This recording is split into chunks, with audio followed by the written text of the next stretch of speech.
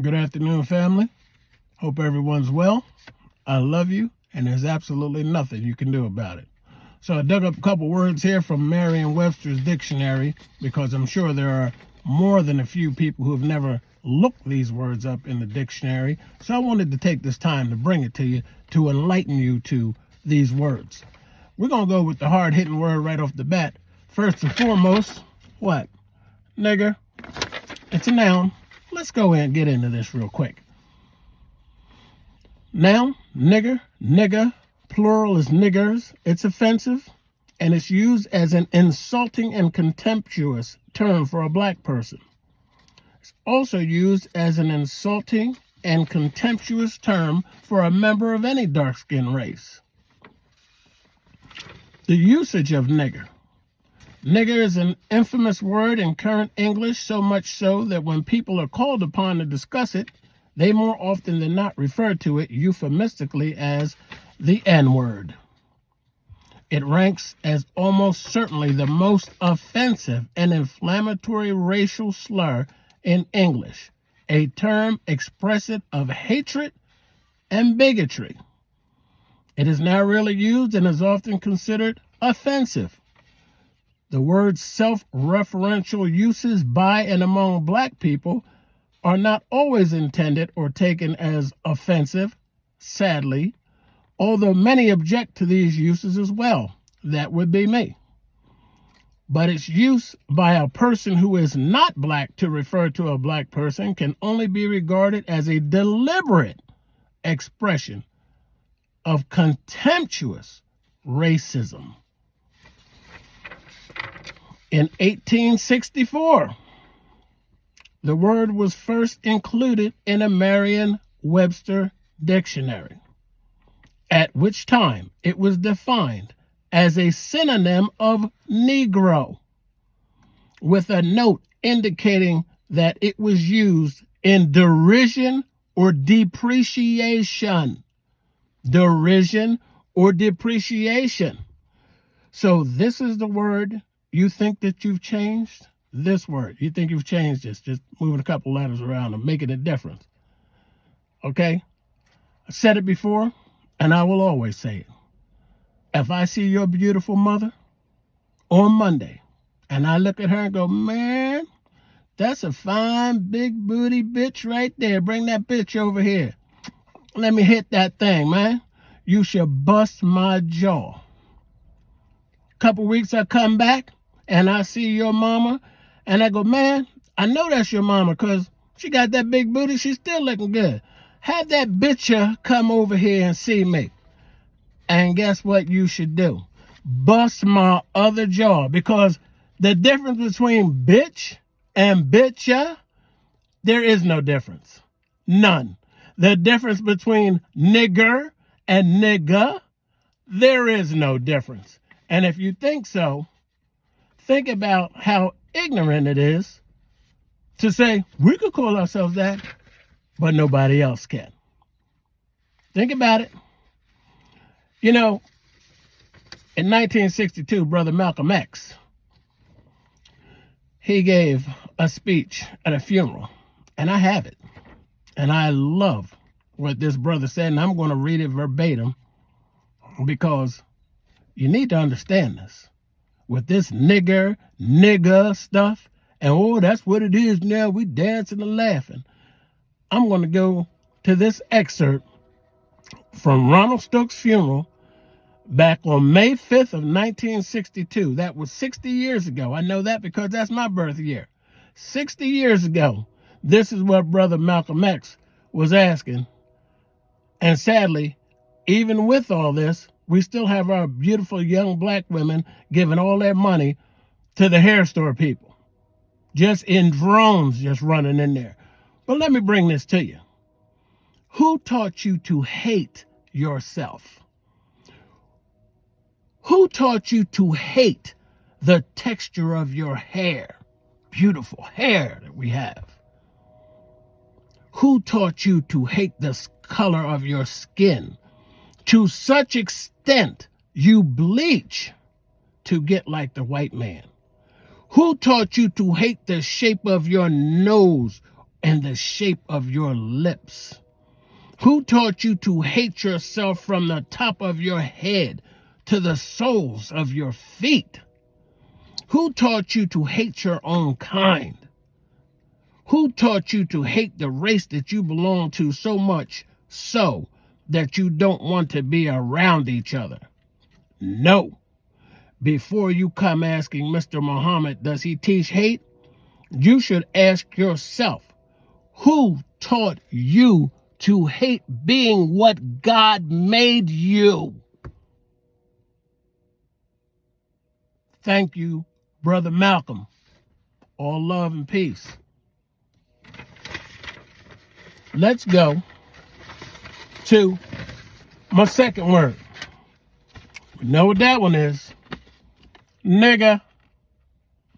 It's a noun. Plurals, niggas, niggas.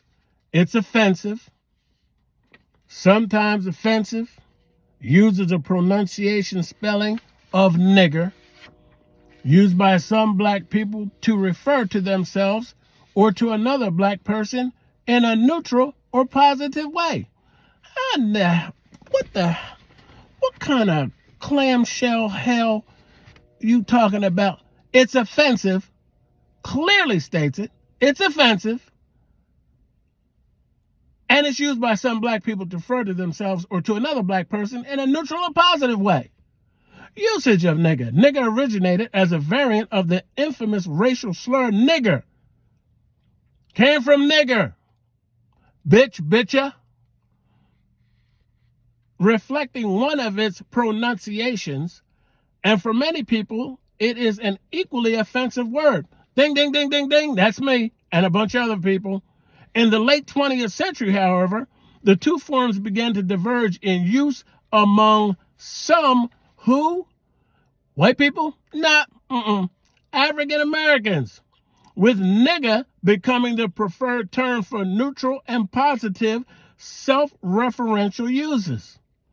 Despite their prevalence in hip-hop, a highly influential music and cultural movement of African American origin whose millions of fans now span the globe, these uses of nigger are themselves controversial, and the use of nigger by a person who is not black in any context is considered highly offensive. Highly offensive. Highly offensive. Highly offensive. Let me shoot this to you so we'll have a good understanding. Maybe bring this around the corner. 1864 to now is 159 years since nigger, shown in the book in derision and depreciation. 1962, 60 years ago, Brother Muhammad tried to open our eyes to our own self-hatred. Then gangster rap began in 1980 to dig us, our children, and future generations into the hellish mind-fucking of degrading our women, young men, mothers, daughters, aunts, cousins, and others into the place we find ourselves today. Are we that stupid, ignorant, following, self-hating, non-caring, non-loving? Are we? Are we for real? I mean, how does that happen? Wake up, young folks. You're beautiful. Your moms, your sisters, your aunts, your daughters, all of them are beautiful. You young kings are beautiful and strong and intelligent. If you stood your ass up and hollered, Black Lives Matter, Black Lives Matter, Black Lives Matter, yeah, then you need to take the first step in killing this vile, filthy shit pot shit they sell, talk, show you, and pump into your beautiful minds. You got to kill it.